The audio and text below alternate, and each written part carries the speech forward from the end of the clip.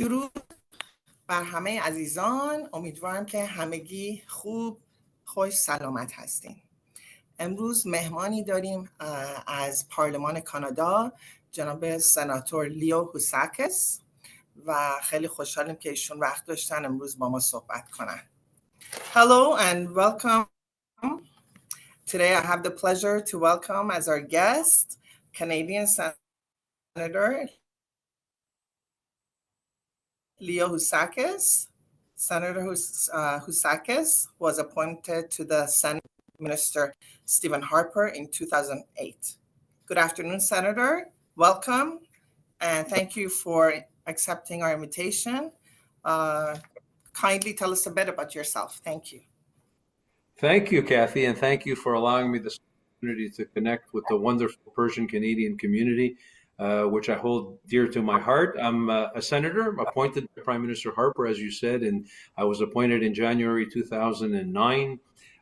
Before that, I had 15, almost 20 years of experience in business.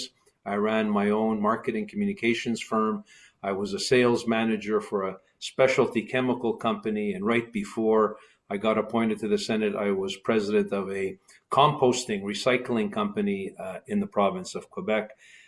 And of course, there's no greater privilege as a senator than to be a voice in Parliament for my city of Montreal, my province of Quebec. And of course, like many other urban centers in Canada, Montreal is comprised of many different communities, including, like I said, the wonderful Persian community, which I'm a voice for. And I try to articulate things that are important to that community in Parliament and in the Senate. Thank you, Senator. Much appreciated, truly.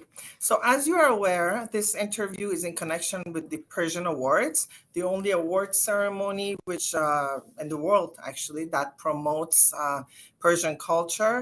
And we are so happy to have you here with us. I have some questions actually with respect to arts and culture, etc., that I would love your input on. So for example, what do you think the importance of art and culture is in society, in the Canadian society, actually, that we live in? Actually, it's extremely important. You know, some people misconstrue that power comes just from economic power or military power or political influence, but there's no greater influence in the history of mankind than cultural and artistic influence. Like I keep telling people, the United States of America, which is one of the most influential places on earth over the last century and century and a half, it's not just because they're the number one economic superpower or a military power or a political power. It's because I really believe if you look at their strength, it's based on the control and the power and influence they have of culture, of language, of theater, of art, of promotion. Those are, I think, sometimes underestimated in terms of importance.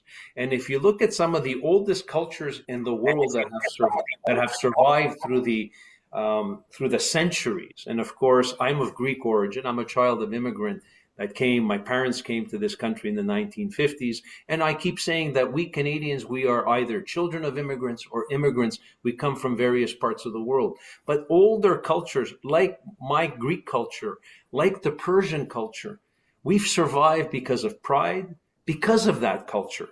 Politics change, military activities change, geography changes, but when you're loyal to your culture, you're connected to your culture, I think it gives you a clear picture where you come from. And if you know where you come from, you're going to have a good idea where you're going. So I look at the Persian community. Unfortunately, March 3rd, I cannot be in Toronto for the wonderful Persian Gala Awards that celebrate Persian culture. I'm stuck at another function in Montreal. But I wanted to take this opportunity to congratulate the Persian community. The contributions it has made to Canadian society is enormous through the decades. I, of course, not only have had the pleasure of doing business with Persian Canadians, but I have family members who are of Iranian background, and I'm a godparent to a child of one of my good friends who's of a Persian background. So we come to this country, we blend our cultures together, and we create this Canadian identity. that allows us to flourish. So my applause go out on March the 3rd for the Gala Award for the Persian community. And as a senator, I encourage younger Persians who are born in Canada not to forget where they come from, because of course that's the challenge, right? I'm a second generation. Thank you, Senator. I'm so happy we have. Yes, and our backgrounds are very, very similar, and a lot of our foods are actually similar too. Very we much. are two of the oldest, actually, cultures. Yes, yes. So Sure. thank you so much for that wonderful input. I was going to say, as a politician, how can you support arts and culture for immigrants that you feel it could be a good encouragement, especially you just mentioned for the younger generation? Well, I think for starters, the Canadian government can do more in terms of promoting ethnocultural media. Programs like your programs, doesn't matter if it's digital, TV, radio, we need to start promoting more the print. We all know how the media is facing a lot of challenges, our mainstream media, English and French in Canada, but our ethnic media is important in helping to foster, protect the various cultures that make up Canada. So I think the Canadian government can do more in that respect. I also think that, we can do a lot more financially to create projects between our mainstream culture of English and French in this country and the various ethnic communities that enrich the Canadian cultural mosaic.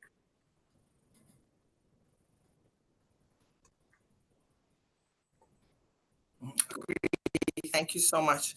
I was going to say, I believe that arts and culture is also such a good way, or like a train track, to connect various nationalities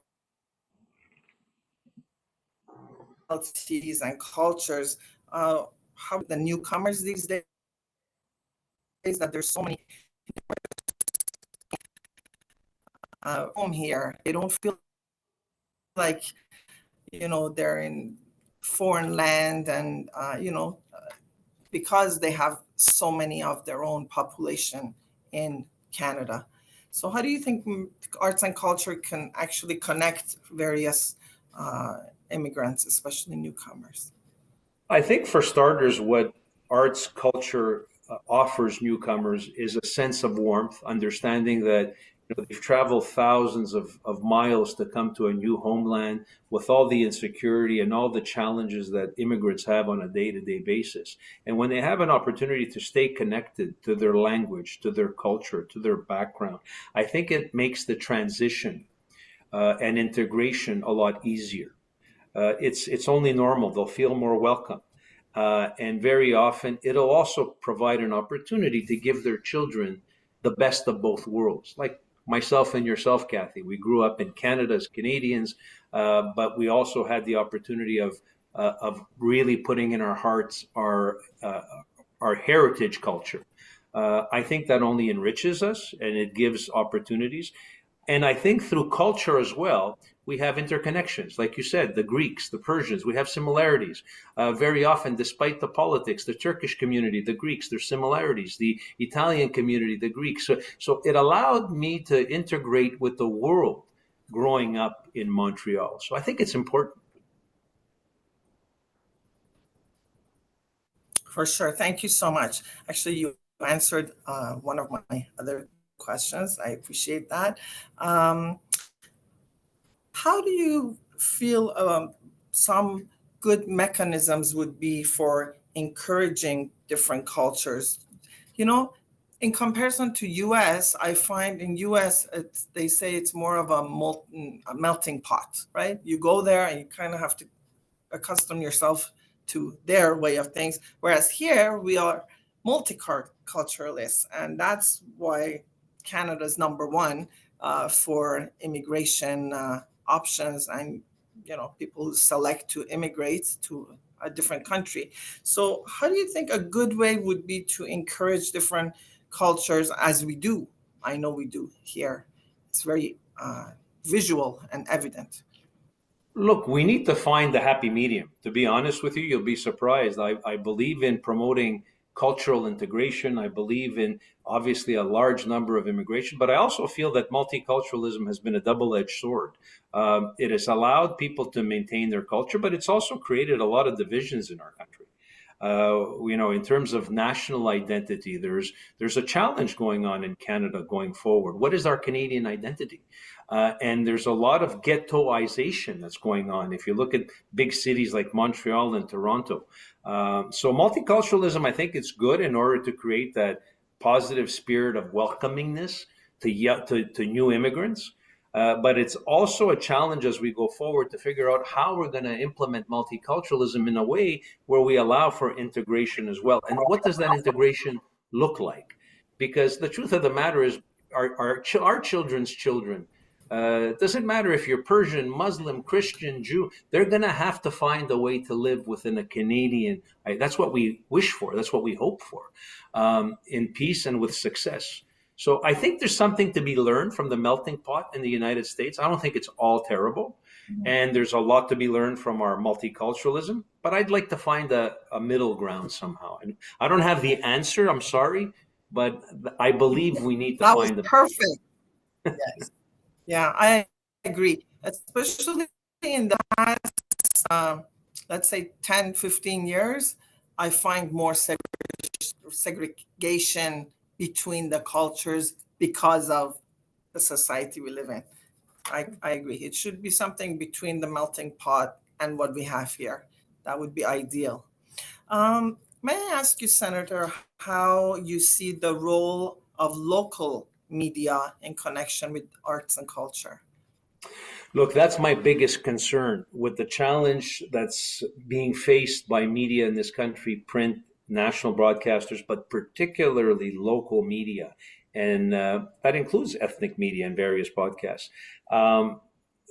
It risks making communities blind of what's going on around the world. And it also risks muting our cultural richness, because in order to promote our cultural richness, you need to be able to amplify that message through local media, regional media. And I'm very worried that in the next decade or so, with many of them going bankrupt because of fiscal constraints and, of course, the new digital world. Look at the way we do interviews today, Kathy. It's these kind of interviews were impossible just 15 years ago. And the world will change even more in the next 5 to 6 years with various technology. So we're going through this huge, I find, transformation of civilization. And culture is really in the middle of it. And I hope that this digital world doesn't block out the many different cultural mosaics around, not just in Canada, but around the world. I find this digital platform makes everyone speak English. It promotes very much just Western European and American culture, which again has become so powerful. And I hope some of the older cultures, like ours, because we're an old, ancient culture, I hope we don't get boxed out. I hope there's a place for us.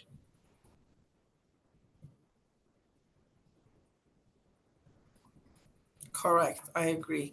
Especially because sometimes what local media does is they keep their culture and their community in a box so that those people are less likely to socialize with other cultures and they maintain within the circle.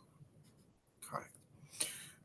Senator, how can the government support different notes? With respect to the newcomers coming, there's so many students coming, through student visa in Canada with continuing their education, etc. How the government could under this big rush. Kathy, you were cutting off there. I didn't get this last question. I heard it had to do with student visas, but the feed hasn't been. Right. Basically, I want to know with respect, right?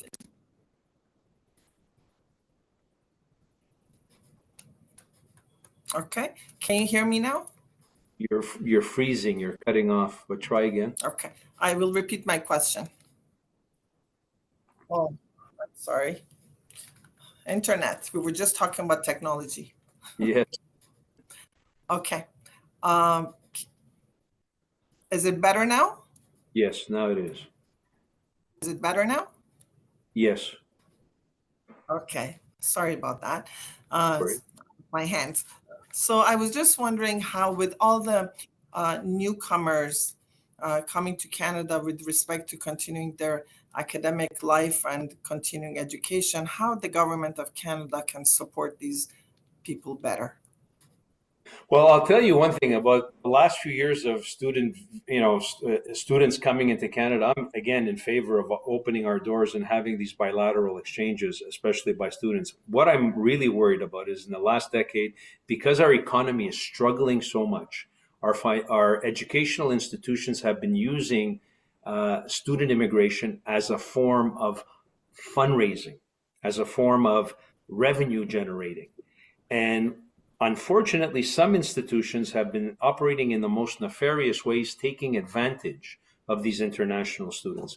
That bothers me. I'd like to see a mechanism in place where some of these institutions that are less credible stop bringing in immigrants and taking advantage of them. And my view is we're bringing in a lot of young students that we're bringing them in as student visas, but we're sending them into the slave market. We're using them to do low income activities. We're exploiting some students in the sexual trade field, criminal activity.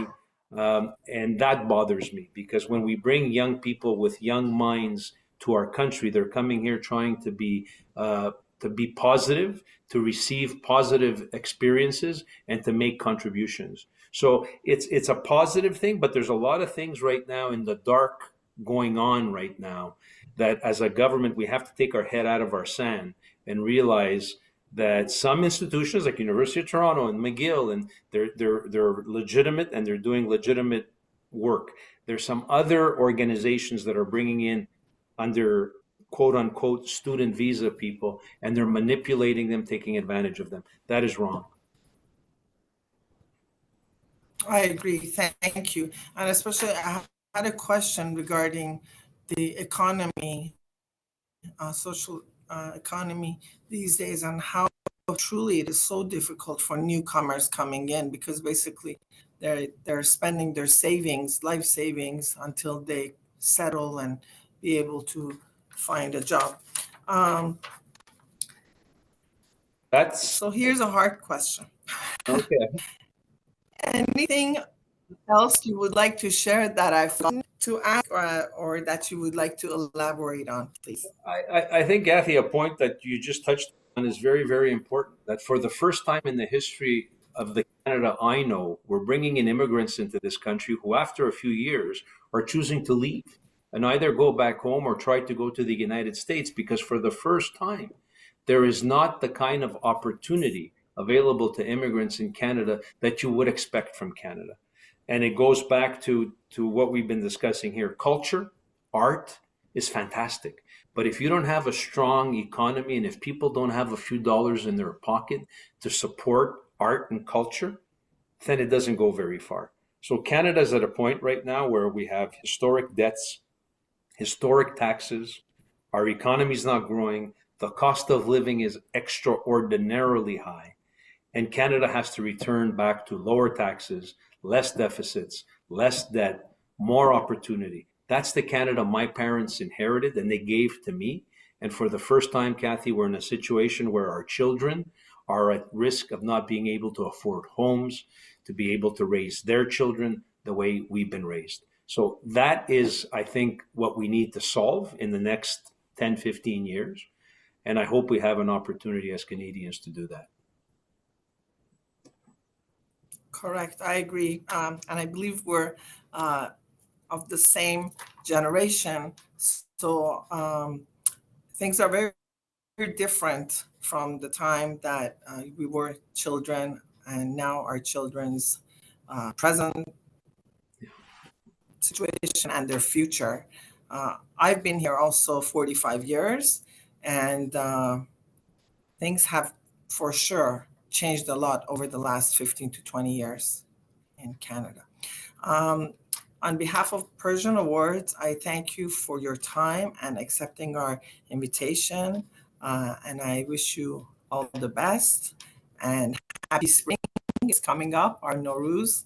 I also like to thank our audience. خیلی ممنون از همراهی همه عزیزان برنامه. روزتون خوش. Thank you again, Senator, and have a pleasant afternoon. Thank you, Kathy, and God bless the Persian community. Continued success, and may the Canadian Persian community fly high in the sky for many, many years to come. God bless.